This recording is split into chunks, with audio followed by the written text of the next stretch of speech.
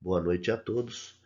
Dando continuidade ao nosso estudo do Livro dos Espíritos, hoje veremos o capítulo 6º, denominado Percepções, Sensações e Sofrimento dos Espíritos. Lembrando que o nosso estudo é coordenado pelo Departamento de Cursos da Associação Espírita Allan Kardec, de São José do Rio Preto, Estado de São Paulo. Antes de iniciarmos o curso propriamente dito, procuremos acalmar o nosso espírito, silenciar os barulhos internos de nossa alma, fazendo uma prece. Amado Mestre Jesus, te agradecemos imensamente, Mestre querido, por mais esta oportunidade do ensino da tua doutrina. Que possamos, na noite de hoje, através do nosso estudo, captarmos todas as mensagens nele contidas e que possamos, com esses ensinamentos, melhorarmos a nossa vida aqui no plano terrestre. Sê conosco, divino amigo bondoso Mestre, agora e sempre, que assim seja. Na questão 237, a primeira pergunta do capítulo se refere sobre as percepções que a alma tem depois que ela desencarna. Então perguntam os espíritos: uma vez de volta ao mundo dos espíritos, conserva a alma as percepções que tinha quando na Terra? E os espíritos nos trazem que sim, além de outras que aí não disponha, porque o corpo, qual véu sobre elas lançado, as obscurecia. A inteligência é um atributo, de tanto mais livremente se manifesta no espírito, quanto menos entraves tenha que vencer. A gente já comentou em aulas anteriores do nosso curso que o espírito tem as suas sensações todas, as suas habilidades, e que durante uma encarnação, muitas delas vêm embotadas, porque não são necessárias para o nosso desenvolvimento naquela etapa, né? Por isso que ele coloca que, além de outras de que aí não dispunha, porque tem muitas faculdades do espírito que a gente não se utilizou, por exemplo, nesta encarnação.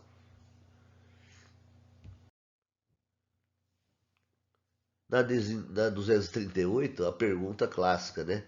São ilimitadas as percepções e os conhecimentos dos espíritos? Numa palavra, eles sabem tudo? E os espíritos nos informam que quanto mais se aproximam da perfeição, tanto mais sabem. Se são espíritos superiores, sabem muito. Os espíritos inferiores são mais ou menos ignorantes acerca de tudo. E isso para nós também é óbvio, que a gente sabe que a gente foi criado simples e ignorante. E o nosso único objetivo aqui na encarnação, nessa principalmente que estamos vivendo, é nos melhorarmos para um dia chegarmos à perfeição. Então, quanto mais nos aproximarmos dessa perfeição, tanto mais saberemos, tanto mais teremos capacidade de entender outras coisas e mais saberemos.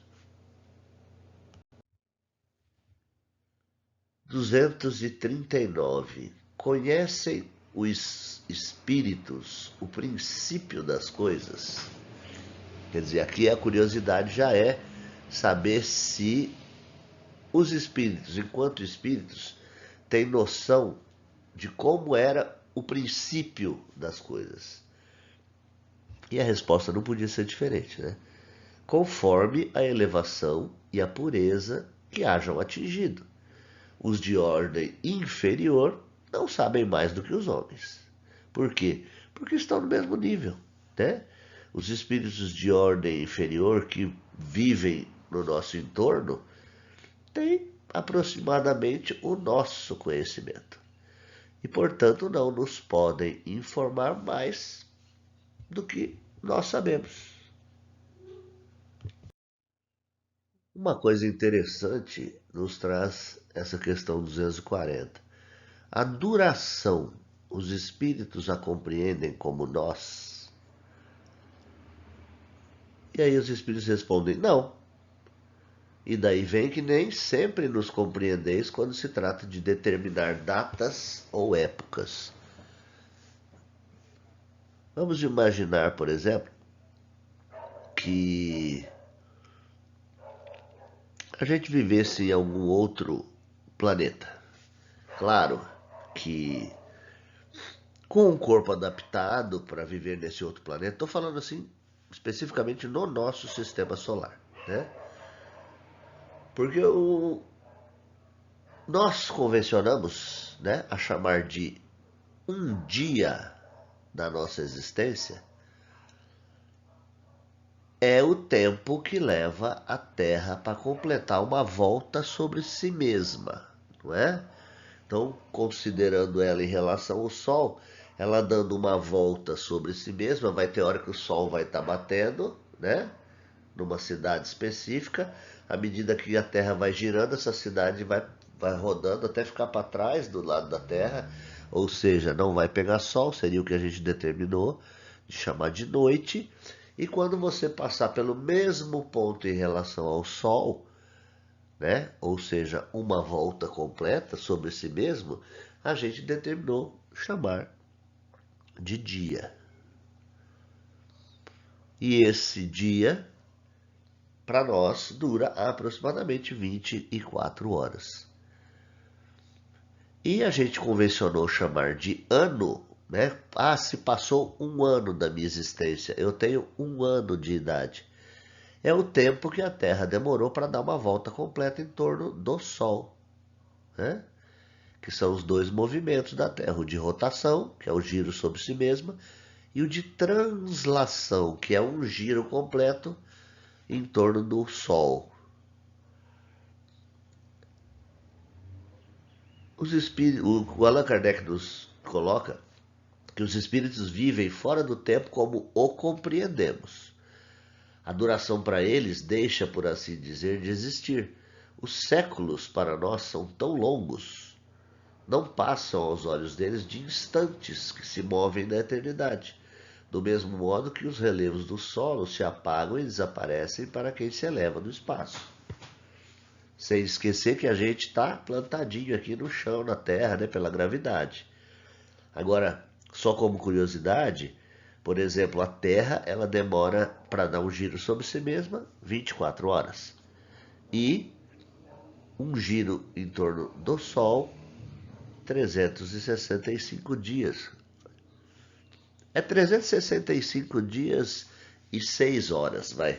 Por isso que a gente tem ano bissexto. Cada 4 anos pega essas 6 horas, soma, dá 24.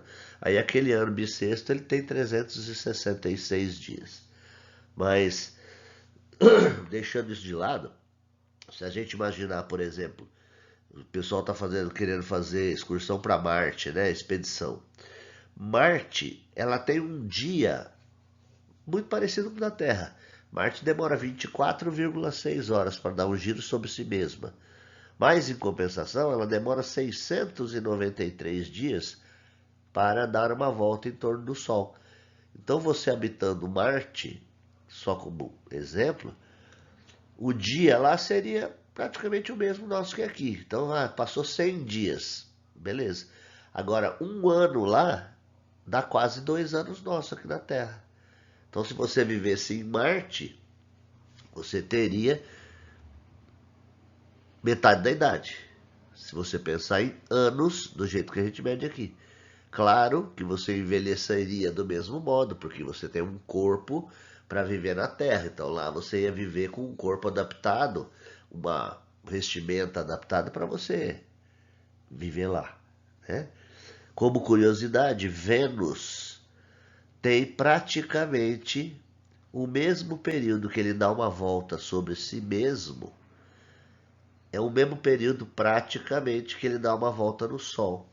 Ele demora 224 dias para dar uma volta no Sol, ou seja, o ano em Vênus é menor que a Terra, né? Ele dá uma volta no Sol em menos tempo que a Terra, Mas em compensação o planeta gira tão devagar que uma volta em torno de si próprio, que seria para nós equivalente a um dia, Vênus demora 243 dias, mais do que o ano deles, para dar uma volta completa em torno de si mesmo. Já Plutão, que é um dos últimos planetas da órbita solar, para dar uma volta sobre si mesmo, são quase 6 dias e meio. Né? Então o dia lá teria duração de quase 6 vezes e meia um dia aqui na Terra. Em compensação, um ano, que seria o tempo que Plutão gira em torno do Sol, Plutão demora 248 anos na nossa contagem de tempo para dar uma volta completa em torno do Sol, ou seja, o que seria para eles, se alguém tivesse lá morando, nós, né, em Plutão, um ano demoraria 248 anos para passar. Óbvio que a gente envelheceria da mesma maneira, porque o nosso corpo ele envelhece com o tempo baseado aqui na Terra, como a gente conhece, né? Dias e anos, ok? Na questão 241, os espíritos fazem do presente mais precisa e exata ideia do que nós.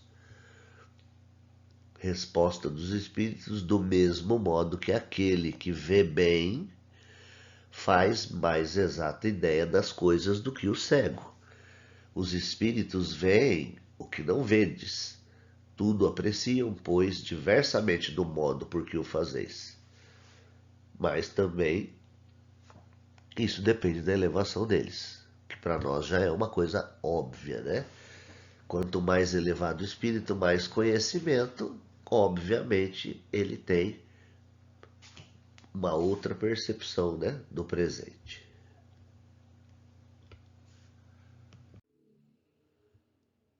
Na questão 242, como é que os espíritos têm conhecimento do passado? E esses conhecimentos lhes é ilimitado? Os espíritos nos trazem que o passado, quando com ele nos ocupamos, é presente. Verifica-se então precisamente o que se passa contigo quando recordas qualquer coisa que te impressionou no curso do teu exílio. Simplesmente, como já nenhum véu material nos tolda a inteligência, lembramos-nos mesmo daquilo que se apagou da memória. Mas nem tudo os espíritos sabem, a começar pela sua própria criação. Vamos distinguir duas coisas aqui nessa questão. A primeira é a memória do espírito. As recordações que ele tem das vivências anteriores. Isso é dele. Isso enquanto espírito, ele tem esse conhecimento do que se passou com ele até um determinado ponto para trás. Aqui na Terra é a mesma coisa. Nós temos a lembrança do que se passou conosco até um tempo atrás. Só que estas lembranças estão armazenadas e disponíveis para nós no nosso cérebro. Portanto, quando a pessoa tem algum problema cerebral, é comum essa pessoa se esquecer de coisas recentes ou de coisas muito para trás. Por quê? Porque o instrumento que a gente se serve para as nossas lembranças está com defeito. Então as nossas lembranças aqui na Terra, quando encarnados e em vigília, ou seja, quando a gente está acordado, ele é relativo apenas às coisas que a gente viveu aqui. Quando a gente se liberta um pouco, não é, da influência da carne, seja no desdobramento do sono, no desdobramento mediúnico, que a gente se liberta um pouco dessa influência da matéria, a gente tem percepções como espírito que somos, não é? Então aí, às vezes, são facilitadas algumas lembranças anteriores e às vezes até de encarnações passadas. Mas quando estamos aqui encarnados em vigília, ou seja, acordados, A nossa capacidade de memória tem a ver com essa encarnação, principalmente porque ela está armazenada no nosso cérebro físico. A nossa possibilidade de resgatar assuntos do passado se limitam ao que está no nosso cérebro do corpo físico. Mas não quer dizer que o espírito se esqueceu de tudo. Não, ele apenas não consegue acessar enquanto está encarnado e em vigília. Acho que deu para compreender.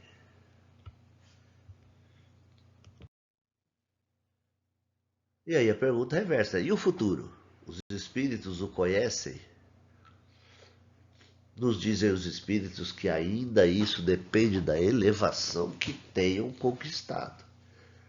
Muitas vezes apenas o entreveem, porém nem sempre lhes é permitido revelá-lo.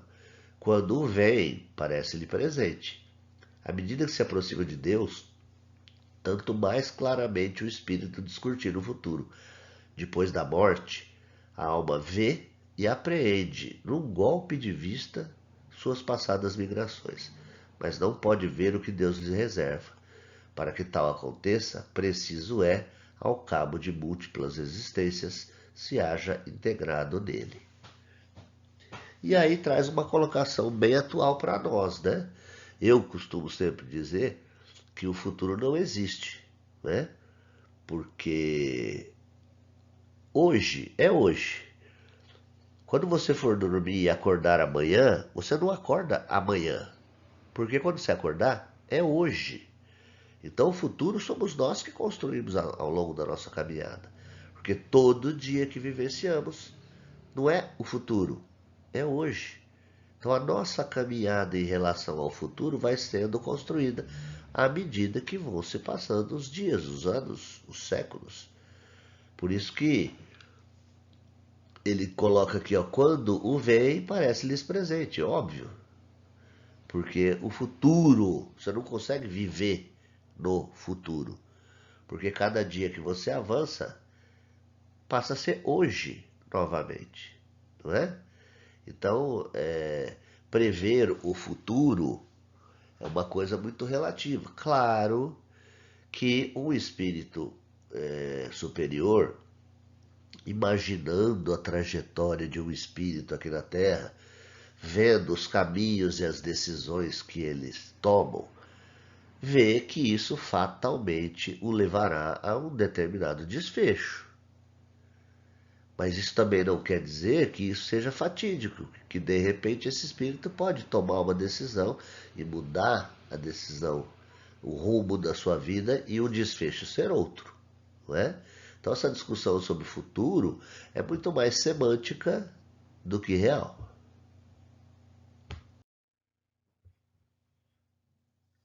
E aí vem o complemento, né, da pergunta. Os espíritos que alcançaram a perfeição absoluta têm conhecimento completo do futuro?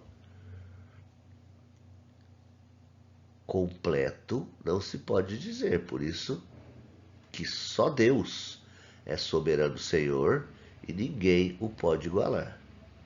Acho muito bem explicado, né? Um espírito que alcança a perfeição absoluta, obviamente, ele tem essa percepção que eu falei agora há pouco. Pelo rumo que as coisas estão tomando, a tendência é que aquilo vai desembocar em determinada situação. Mas noção completa do futuro, só Deus. Falando-se, né, em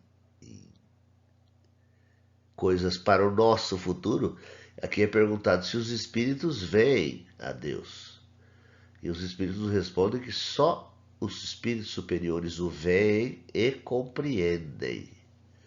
Os inferiores os sentem e os adivinham. É por isso que lá no começo do livro, que é Deus, né? Os espíritos respondem: inteligência suprema do universo, causa primária de todas as coisas. E aí, quando é perguntado sobre que, então Deus seria bondade absoluta, justiça absoluta, ele fala: não, isso são características de Deus, mas para o seu grau de evolução, essas coisas já bastam para vocês terem ideia do que é Deus. que aí fala único, indivisível, eterno, soberanamente justo e bom, né? Todas aquelas características. Então, por isso que ele coloca que só os espíritos superiores o veem e o compreendem. Os inferiores o sentem e adivinham. Como extensão da pergunta anterior, é perguntado quando um espírito inferior diz que Deus lhe proíbe ou permite uma coisa, como ele sabe que isso vem dele, de Deus? Aí os espíritos respondem, ó, ele não vê a Deus, mas sente a sua sabedoria. E quando não deva ser feita alguma coisa ou dita uma palavra, ele percebe, como por intuição, a proibição de fazê-la ou dizê-la. Não tendes vós mesmos pressentimentos que se vos afigura um aviso secreto para fazerdes ou não isso ou aquilo? O mesmo acontece, se bem que em grau mais alto, pois compreendes que, sendo mais sutil do que as vossas essências dos espíritos, podem esses receber melhor as advertências divinas. Quanto mais evoluído, melhor o espírito sente, né, as advertências divinas. Quanto mais inferior, isso acaba ficando bem, mas bem mesmo, na questão da intuição, né, que ele acha e sente que não deva fazer isso ou aquilo.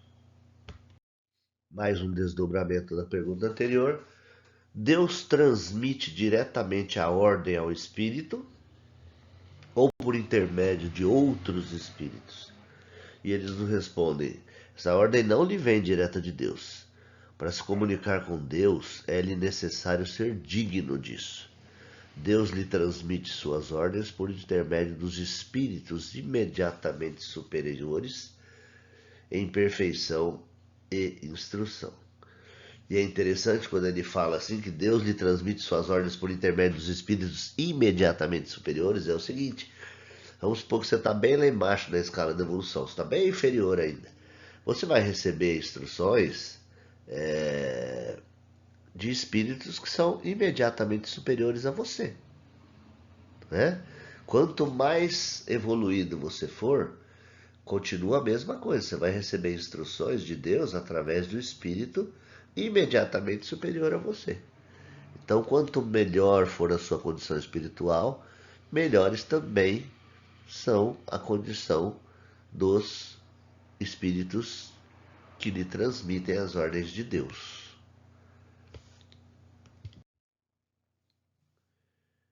O espírito tem circunscrita a visão como os seres corpóreos? Não, ela reside em todo ele. Questão 246, precisam da luz para ver? E os espíritos respondem: veem por si mesmo, sem precisarem de luz exterior. Para os espíritos não há trevas, salvo as em que podem achar-se por expiação. Aqui começa a entrar o conceito de realmente a percepção dos espíritos. Por exemplo, o espírito ele não precisa de um órgão para ver, ele não precisa de um órgão para ouvir. Ele simplesmente vê. Ele simplesmente ouve. Às vezes isso pode parecer estranho, mas vamos imaginar exatamente como é o nosso corpo físico. Como que a gente enxerga uma coisa? Um raio de luz é projetado sobre um objeto, esse raio reflete, entra pelo nosso olho, vai lá no nosso cérebro, o nosso cérebro identifica aquilo ou não. Eu falo identifica ou não porque você pode estar vendo uma coisa que você já viu, você sabe o que é, ou está vendo uma coisa que você nunca viu, então você não sabe o que é. Mas você precisa da luz, né? Aquela mesma condição que eu expliquei, que você está olhando para o objeto, a luz bate lá, volta, vem no seu cérebro, você identifica. Se você tirar completamente a luz daquele ambiente, o nosso corpo encarnado não tem condição de enxergar. porque o nosso aparelho, por onde a gente enxerga neste corpo encarnado, que é o olho, precisa da luz. Correto? Da mesma maneira que a gente ouve através do nosso ouvido. Se a gente botar um tampão no ouvido, daqueles bem poderosos, bem tecnológicos, a gente não vai ouvir nada. Certo? Se a gente ficar num lugar, se fosse possível a gente ficar num lugar do completo vácuo, ou seja, ausência de ar, a gente também não ouviria nada, porque o som ele se propaga vibrando através do ar. Então, num lugar que tem o vácuo, você pode dar um berro aqui, o teu som não sai, ele não vai para frente. Então, o que nós compreendemos através disso? Quando a gente está encarnado, os nossos sentidos estão canalizados através dos órgãos aptos a sentir. Por exemplo, para você sentir o cheiro de uma flor, você precisa que o ar carregue essas partículas de cheiro e chegue até você. Se você tiver um completo vácuo, você não sentirá o cheiro. Se você estiver como exatamente eu estou agora, com as duas narinas entupidas, porque eu estou com gripe, eu não consigo sentir cheiro. Porque o meu aparelho cheirador, vamos chamar assim, não está em operação. Né? Mesma maneira para o sabor. Aonde que a gente sente sabor no corpo humano? Na língua. Se por acaso você queimar a sua língua com algum produto, você passa a não sentir gosto de nada. Não é? Então, o nosso corpo aqui no plano terrestre, ele é como se fosse uma máquina. Cada partinha dele faz um determinado serviço. O espírito, enquanto não está encarnado, ele é o espírito, ele é um ser completo. Ele não precisa de olho para ver, de ouvido para ouvir, de nariz para cheirar, de língua para sentir gosto. Né? Apesar de que gosto é uma sensação bem terrena mesmo, mas ele não precisa de órgãos localizados. E, portanto, não precisa de condições especiais, como a gente precisa da luz para enxergar, do ar para ouvir ou para cheirar. Não é? Então, esse é o sentido quando ele responde que o espírito tem circunscrita a visão. Ele fala, não, ela reside em todo ele. Então essas sensações, essas percepções no espírito residem em todo ele. Não precisa de um órgão específico para fazer isso. Às vezes a gente, quer dizer, o espírito enxerga e ele vem habitar o corpo de um corpo cego de nascença. Apesar do espírito, enquanto está desligado do corpo, ele enxergar, mas quando ele estiver encarnado em vigília, ele não vai enxergar nada, porque ele precisa do olho, que é o veículo que ele usa para enxergar aqui na Terra, para poder enxergar. E como o olho está cego, não tem capacidade de enxergar, ele vai ficar sem enxergar. Na questão 247, para verem o que se passa em dois pontos diferentes, precisam transportar-se a esses pontos? Podem, por exemplo, os espíritos verem simultaneamente dos dois hemisférios do globo? E os espíritos nos respondem assim, ó. Como o espírito se transporta aonde queira, com a rapidez do pensamento, pode-se dizer que vê em toda parte ao mesmo tempo. Seu pensamento é suscetível de irradiar, dirigindo-se a um tempo para muitos pontos diferentes. Mas essa faculdade depende da sua pureza, quer dizer, quanto mais evoluído, né? Quanto menos puro é o espírito, quanto mais limitada tem a visão. Só os espíritos superiores podem, com a vista, abranger o conjunto. E o Kardec nos explica que no espírito a faculdade de ver é uma propriedade inerente à sua natureza e que reside em todo o seu ser, como a luz reside em todas as partes de um corpo luminoso. É uma espécie de lucidez universal que se estende a tudo, que abrange simultaneamente o espaço, os tempos e as coisas, lucidez para a qual não há trevas, nem obstáculos materiais. Compreende-se que deva ser assim. No homem, a visão se dá pelo funcionamento de um órgão que a luz impressiona. Daí se segue que, não havendo luz, o homem fica na obscuridade. No espírito, como a faculdade de ver constitui um atributo seu, abstração feita de qualquer agente exterior, a visão independe da luz.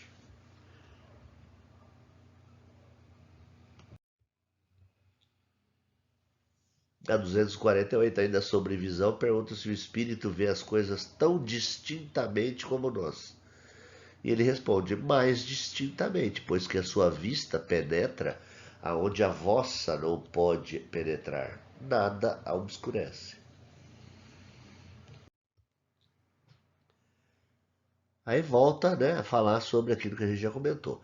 Ele percebe o som? Sim, percebe mesmo sons imperceptíveis para os vossos sentidos obtusos, né? A gente sabe que, por exemplo, aquelas escalas entre o grave e o agudo, que é medido em hertz, você consegue enxergar alguma coisa que seja muito grave, ela vai ficando grave, grave, grave, chega um ponto que você não escuta mais. E ela vai ficando agudo, agudo, agudo, agudo, chega um ponto você não escuta mais. Por quê? Porque está fora da faixa de alcance do seu aparelho, que é o ouvido, né? Por isso que quando você faz audiometria, você começa a responder para a pessoa. Você está escutando agora, pessoal? Tô. E agora? Tô. Quando parar, você avisa. É para saber, porque a ciência tem um espectro entre o grave e o agudo, daquela faixa que você escuta. Se você estiver escutando menos grave do que seja médio ou menos agudo do que seja médio, você tem o quê? Uma deficiência auditiva. Desdobramento. No espírito, a faculdade de ouvir está em todo ele, como a de ver. Aí ele responde a clássica, né? Todas as percepções constituem atributos do espírito. Eles são inerentes ao ser. Quando o reveste um corpo material, elas só lhe chegam, né? Pelo conduto dos órgãos. Deixam, porém, de estar localizados em se achando ele na condição de espírito livre. 250. Constituindo elas atributos próprios do espírito, ser-lhe-á possível subtrair-se às percepções? E os espíritos respondem o seguinte: o espírito unicamente vê e ouve o que quer.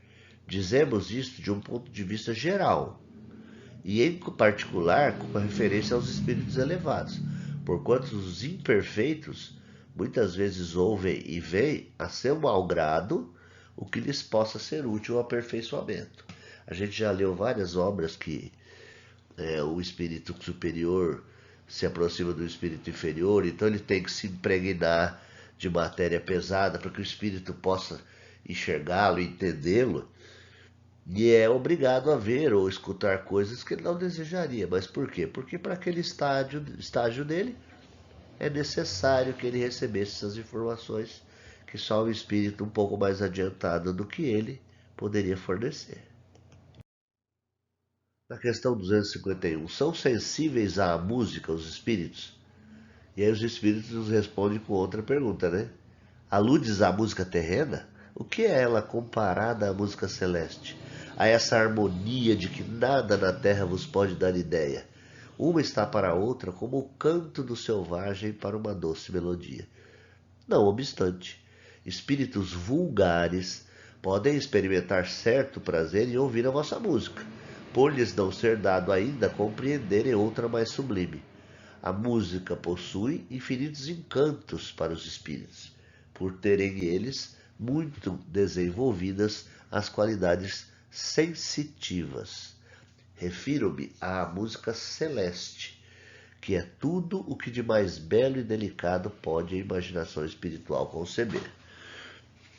Então, quando ele coloca que espíritos vulgares podem experimentar certo prazer em ouvir a vossa música, ele se refere a gente também, né? A gente gosta, alguns gostam da música da moda, outros gostam de música um pouco mais antigas, outros gostam de música mais antigas ainda, chamadas de músicas clássicas. Então, essa sensibilidade é individual de cada um. Mas o que ele quer colocar aqui, que a música celeste, aquela que se ouve e se percebe quando você está desencarnado, tem uma extensão e uma sublimidade muito maior do que tem essa música que a gente escuta aqui, né, nos dias de hoje. Na questão 253 é perguntado: os espíritos experimentam as nossas necessidades e sofrimentos físicos?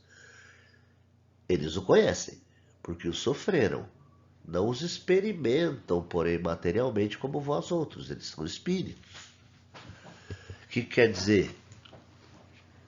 Eles conhecem, né? Porque o espírito, estando desencarnado, ele conhece necessidades e sofrimentos físicos. Ele conhece, ele já vivenciou isso, né? Mas eles não experimentam esses sofrimentos e essas necessidades materialmente. Por quê?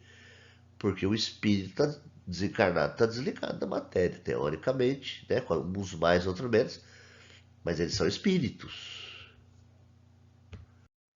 E a fadiga? Da questão 254. E a fadiga, a necessidade de repouso, experimentam-nas?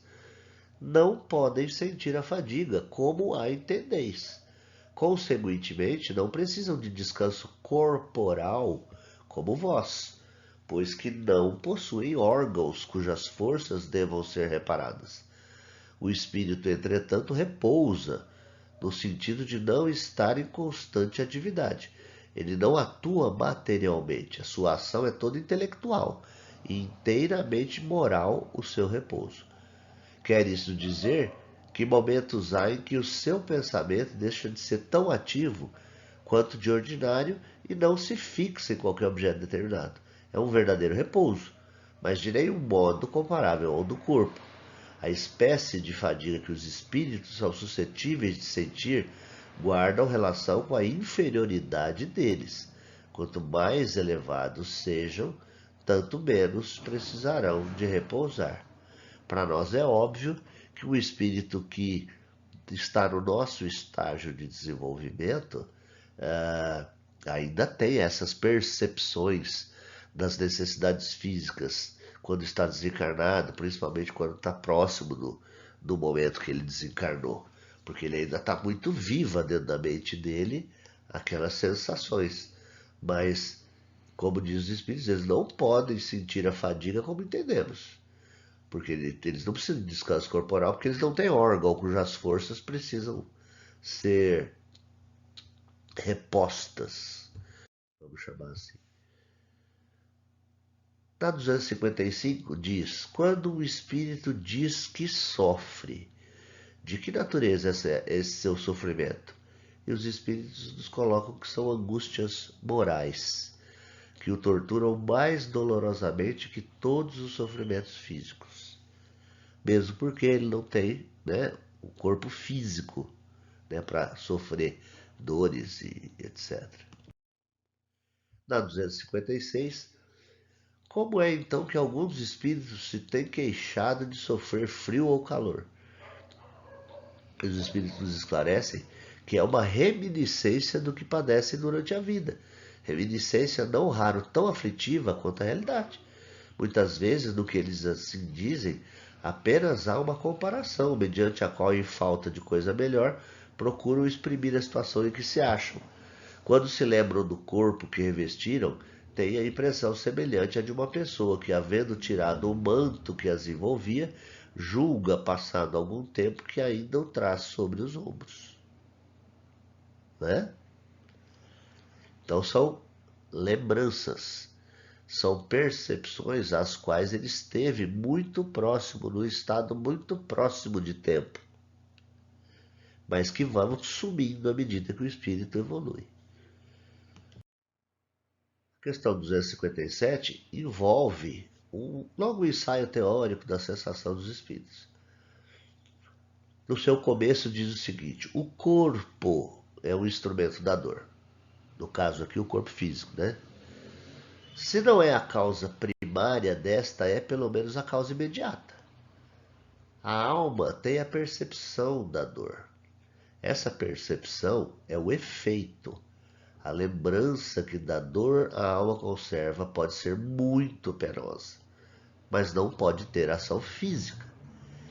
De fato, nem o frio nem o calor são capazes de desorganizar os tecidos da alma, que não é suscetível de congelar-se nem de queimar-se.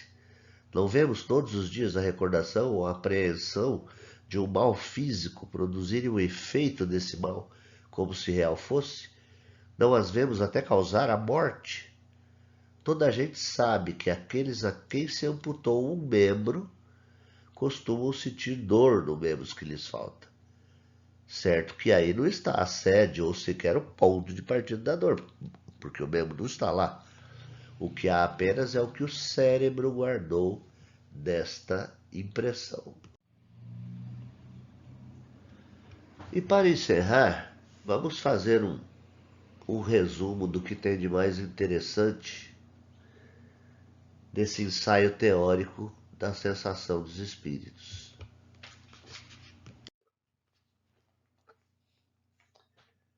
O perispírito é o laço que a matéria do corpo prende o espírito, que o tira do meio ambiente e do fluido universal. É, além disso, o agente das sensações exteriores. No corpo, os órgãos, servindo-lhes de conduto, localizam essas sensações, como a gente disse, né, agora há pouco. O nariz, o olho, a boca, o ouvido. Destruído o corpo, elas se tornam gerais, essas percepções. Daí o espírito não dizer que sofre mais na cabeça, ou nos pés, ou vice-versa. Liberto do corpo, o espírito pode sofrer, mas esse sentimento não é corporal, embora não seja exclusivamente moral como o remorso, pois que ele se queixa de frio ou calor. A dor que sentem não é, pois, uma dor propriamente física, é um vago sentimento íntimo. É mais uma reminiscência do que uma realidade. Reminiscência, porém, igualmente penosa. Ensina-nos a experiência que por ocasião da morte o perispírito se desprende mais ou menos lentamente do corpo, e que durante os primeiros minutos depois da desencarnação, o espírito não encontra explicação para a situação em que ele se acha. Comum acontecer, como disse um suicida uma vez, não estou morto, e acrescentava, no entanto, sinto os vermes a me roerem. Ora, indubitavelmente os vermes não lhe roíam o perispírito, e ainda menos o espírito. Roíam-lhe apenas o corpo, não é? Mas, como ainda não era completa a separação do corpo do perispírito, uma espécie de repercussão moral se reproduzia, transmitindo ao espírito o que estava ocorrendo no corpo.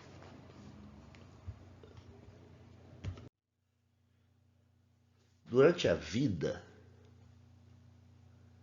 o corpo recebe impressões exteriores e as transmite ao espírito por intermédio do perispírito, que constitui provavelmente o que se chama de fluido nervoso. Uma vez morto, o corpo nada mais sente, pois já não há nele espírito nem perispírito. Ora, não sendo o perispírito realmente mais do que simples agente de transmissão, pois que no espírito é que está a consciência, lógico será deduzir-se que, se pudesse existir perispírito sem espírito, aquele nada sentiria, exatamente como um corpo que morreu. Do mesmo modo, se o espírito não tivesse perispírito, seria inacessível a toda e qualquer sensação dolorosa. Aí reside, né, as agruras das reencarnações. Mas dir-se-á, desde que pelo perispírito é que as sensações agradáveis, da mesma forma que as desagradáveis, transmitem ao espírito, sendo o espírito puro, inacessível a umas, deve sê-lo igualmente às outras. Assim é, de fato, com relação às que se provêm unicamente da influência da matéria que conhecemos. O som dos nossos instrumentos, o perfume das nossas flores, nenhuma impressão lhes causam. Entretanto, ele experimenta sensações íntimas, de um encanto indefinível, das quais ideia alguma podemos formar, porque a esse respeito somos quais cegos de nascença diante da luz. Aurido no meio ambiente, o perispírito varia de acordo com a natureza dos mundos. Ao passarem de um mundo a outro, os espíritos mudam de envoltório, como nós mudamos de roupa. Quando passamos do inverno ao verão, ou do polo ao equador. Quando vêm visitar-nos, os mais elevados se revestem do perispírito terrestre e então suas percepções se produzem como no comum dos espíritos. Todos, porém, assim os inferiores como os superiores, não ouvem nem sentem, senão o que queiram ouvir ou sentir, ou o que possam ouvir e sentir. Não possuindo órgãos sensitivos, eles podem livremente tornar ativas ou nulas suas percepções. Uma só coisa são obrigados a ouvir: os conselhos dos espíritos bons. A vista, esta é sempre ativa, mas eles podem fazer-se invisíveis uns aos outros, conforme a categoria que ocupem, podem ocultar-se dos que lhes são inferiores, porém não os que lhes são superiores. Aquele que sempre vivesse com sobriedade em relação às suas paixões, que de nada abusasse, que fosse sempre simples nos gostos e modesto nos desejos, a muitas atribuições se forraria.